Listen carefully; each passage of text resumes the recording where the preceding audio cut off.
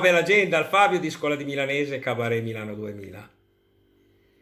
Una frase milanese il dice che chi il capo che aveva di lavorare l'è una canetta di veder. Due per canetta di veder si intende la colonna vertebrale, che visca le de veder la si separia per la fatica.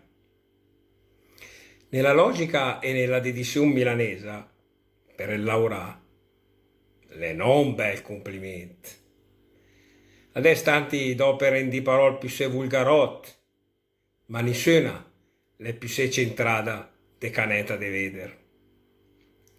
Se vede lavorare saltumados, l'è il ritornel de tutti i di della maniera di vivere di certa gente, le diventa anche per gli altri, o poderia diventare, semplicemente riesce più a lavorare come prima, i pensieri tira via la carne di os e diventi frustrati, stressati, insomma un po' fuori di co.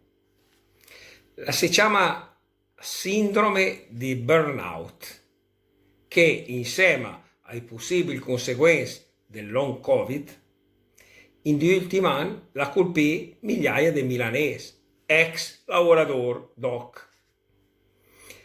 Gli esperti dicono che i lombardi rischiano tanto di più anche in considerazione del numero della gente che la va dai dottori e dai psicologi. È un mal del lavorare di questi tempi moderni, che ti impedisce di lavorare e che il niente fa con il mal della canetta di vedere, di chi per sua decisione il ver fare una got o è il minimo indispensabile.